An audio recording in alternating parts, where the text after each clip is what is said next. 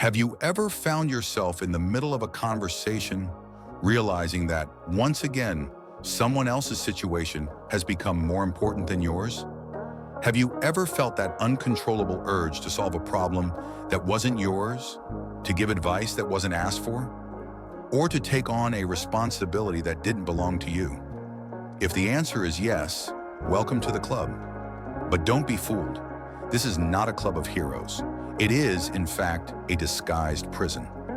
Helper syndrome is the name we give to this compulsion to save others. And the truth is, it has nothing to do with pure altruism. On the contrary, it has everything to do with your own need. The philosopher Friedrich Nietzsche said that every value is the creation of a human being, and the value you most learned to create for yourself was usefulness. From an early age, in subtle or explicit ways, they taught you that your value was not in who you were, but in what you did for others. You became the friendly shoulder, the problem solver, the conflict mediator, the person everyone turns to when they need something. And each time you fulfilled this role, you received a dose of validation. A wow, you're so good. Зрение, что я сделал бы без тебя. Swing, you're the only person who understands me. And with each compliment, each recognition, the cycle reinforced itself. You didn't help because you wanted to, but because you needed that feeling of being necessary to feel whole. This compulsion doesn't arise by chance. It is an emotional survival mechanism. At some point in your history, you learned that love, attention, or respect were conditional. Perhaps as a child, you only received affection when you behaved perfectly, when you got good grades, or when you didn't cause trouble. You learned to mold yourself, to nullify yourself, to anticipate the needs of others in order not to be rejected. Kindness became your armor, and at the same time your shackle. The helper syndrome is the brutal consequence of this conditioning. It is the difference between genuine help and compulsive help. Genuine help comes from a place of abundance. You help because you have something to offer, because you feel compassion, and because you want to. It doesn't come with an emotional bill. Compulsive help, on the other hand, stems from a place of scarcity. You help because you feel lacking, because you need validation, because you fear rejection or loneliness. She always comes with the silent expectation of a payment, whether it be recognition, loyalty, or affection. And this is where the game gets dangerous. The more you give yourself out of necessity, the more you distance yourself from your own life. You become an expert in solving other people's problems while your own problems pile up. You feel useful, but deep down, you are avoiding the only thing that truly matters. Facing your own flaws, dealing with your own pain, and building a life that is yours, not a reflection of others' needs. It's self-sabotage disguised as virtue. You are not saving the world.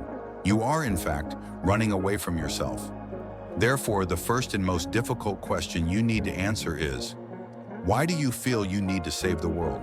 The answer is not in a place of pure goodness, but rather in a place of wound, of fear, of a desperate need for validation. And as long as you are not honest with this pain, you will remain a prisoner of your own kindness. Have you ever wondered why, even after giving yourself, sacrificing, being there for everyone, you still feel betrayed, resentful, and deep down invisible?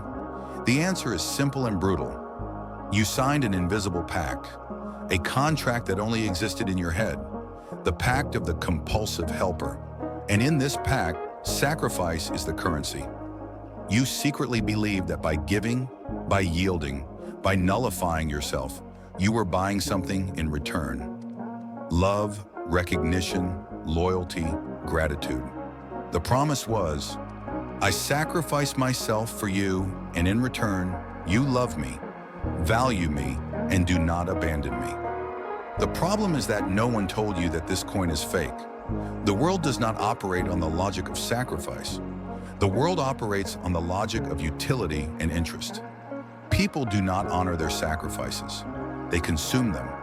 The man who lives for others, who doesn't set boundaries, who is always available, is not seen as a giver. He is seen as a resource. And a resource is not respected. He is used. He is sucked dry. And at the moment he is no longer useful, he is discarded. without guilt and without resentment. That's why your kindness becomes a source of suffering. You encounter ingratitude and feel a deep pain, like a stab in the back. But this pain does not come from the other person's ingratitude. It comes from your own naivete, from your belief that your surrender would shield you. The resentment you carry is the price you pay for expecting something that was never promised. You sacrificed yourself, but the world doesn't care about your pain. The world only understands results. This dynamic repeats itself in all areas of your life. At work, you work overtime without complaining, take on responsibilities that aren't yours, and what happens? You are overloaded, while the colleague who says no and defends their space is seen as strategic. In relationships, you forgive too quickly, swallow your anger and pride to keep the peace. And what happens? The other person continues to test your limits because they realize you have no consequences. In the family, you are the mediator, the one who gives in, the one who appeases, and what do you receive in return? The responsibility of maintaining everyone's emotional stability while your own emotions are ignored. The helper syndrome is the echo of a lie they told you, that sacrifice is a virtue. It is not. Sacrifice without strategy is submission. It is the surrender of your dignity in exchange for crumbs of approval. Your body screams from within, your mind exhausts itself, and your soul feels increasingly empty. With every yes you give to others, you are saying no to yourself. You are denying your voice, your energy, and your presence, trading all of that for a validation that will never be enough. The only way to break this pact is to face this truth head-on. Sacrifice is not a bargaining chip.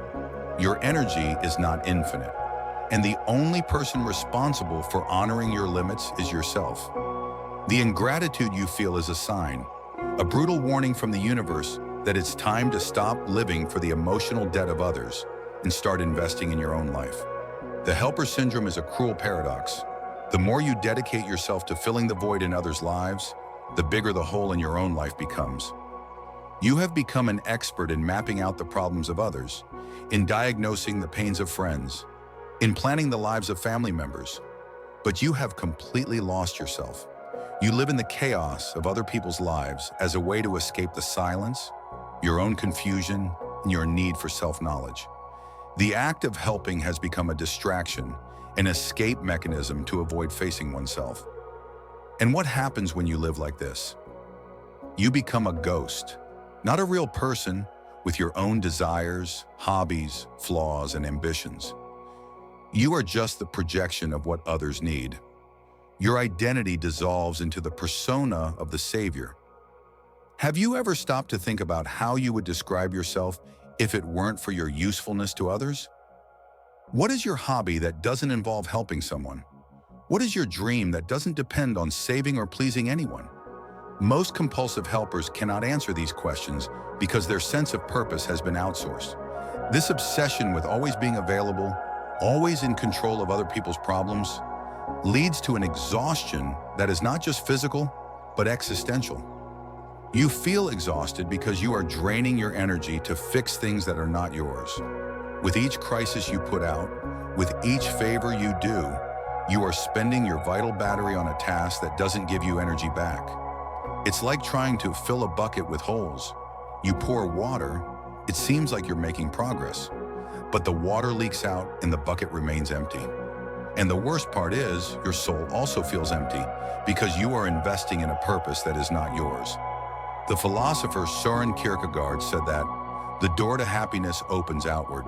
He spoke about the freedom to choose, to become who you truly are, instead of letting yourself be defined by the expectations of others.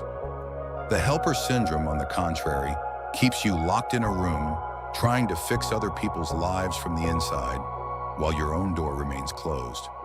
That's why, behind the facade of a good person, there is a silent anger and resentment that eat you up inside.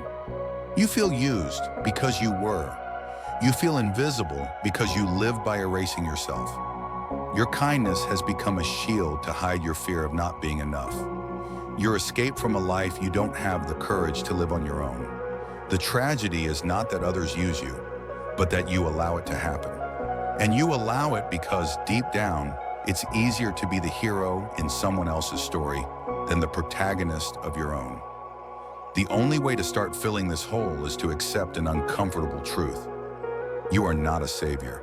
No one asked you to be. And as long as you keep trying, you will live a life that in the end is not yours. You spent your whole life believing that being strong meant carrying the weight of the world on your shoulders. That being a good person meant never saying no. This is the biggest lie they told you. The truth is that your obsession with being the savior is, in fact, a form of fragility. It is proof that you are afraid of being alone, of being judged, of being rejected. Real strength is not in giving yourself until exhaustion, but in having the courage to prioritize yourself. It is the brutal strategy of those who understand that to help someone get out of the well, you cannot be down there with them. The world does not respect altruists, it respects those who have boundaries. Your kindness is a virtue, yes, but it needs to be like a shield, not like an open door for anyone to come in and consume your energy. This is where you need to stop being the supporting character in other people's stories and take on the role of the protagonist in your own. This is not a journey to become cruel, but to become whole. True strength comes from the ability to defend your time, your energy, and your emotional space. This means learning to say no, and saying no without apologizing, without justifying, without feeling guilty. It is the most revolutionary act you can do. No is an act of self-defense, a declaration that your boundaries are non-negotiable. People who respect themselves do not live begging for approval. They act with clarity, with a posture that communicates, my energy is not a free resource. It is a gift that I choose to whom to give. The resentment you carry is proof that you are failing to save yourself. It is the silent scream of your soul, begging you to stop erasing yourself. The anger you feel is your dignity, screaming for a voice. Don't ignore this warning. Use it as fuel to build a new version of yourself. A version that is not at the mercy of others, that does not hide in usefulness, that does not live for the applause of an audience that doesn't even truly know you. The strategy of those who save themselves first is simple. Stop offering advice, offer examples. Stop trying to solve everyone's life and start building your own in such an impressive way that people come to you to learn. Instead of sacrificing yourself for someone who refuses to help themselves, invest that same energy in a project, a hobby, taking care of your body, your mind, and your future. This change in mindset is the game changer you need. It takes you out of the role of victim and puts you in the role of sovereign. You stop being the life jacket and become the captain of your own ship. But this change comes at a price. And the question is, are you ready to pay it?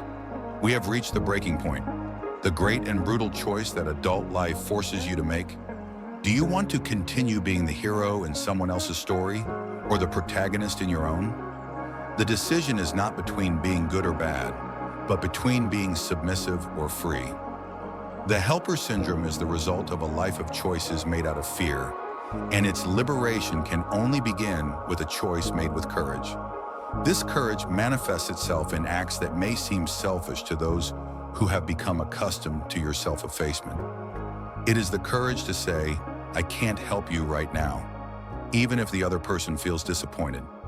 It is the courage to decline an invitation, to cancel an appointment that overwhelms you, to prioritize your rest. It is the courage to distance yourself from people who do not contribute to your life, even if it means losing the title of good person in their eyes. And here is the most painful part of the journey. Your decision to save yourself will inevitably push away the people who were only interested in what you could offer. They won't understand. They will say that you have changed, that you have become cold, that you have become selfish. And your inner child, the one who learned to please in order to survive, will scream in fear. But you need to stand by your decision. You need to understand that your peace can no longer depend on the approval of those who do not understand your pain. Because the love that is worth it does not require your annulment. The respect that strengthens you does not come from submission. It is born from coherence, from the courage to be who you truly are without kneeling for acceptance. You were not made to be a life jacket for everyone. You were made to navigate your own ocean. And only by saving yourself first, you will be able, if you wish, to offer an anchor to those who deserve it, and not just your own drowning. You went through all the layers, deconstructed the lie of utility, and now the truth is in front of you, uncomfortable and liberating. If you've made it this far, it's because something inside you already knows. You already feel that your kindness, as it was destroying you. This fissure, this crack in your social persona, is the beginning of your true liberation. If you are ready to step out of the role of the helper and become the protagonist of your life, I invite you to take the first step now. Click the like button, not because I asked, but because it's an act of rebellion against your old self. Comment below the last time you put yourself first and felt genuine relief. And if you're not yet subscribed to the channel, don't do it out of obligation, but because from now on, you only do what you choose to do. The transformation begins in discomfort. We'll see each other on the other side.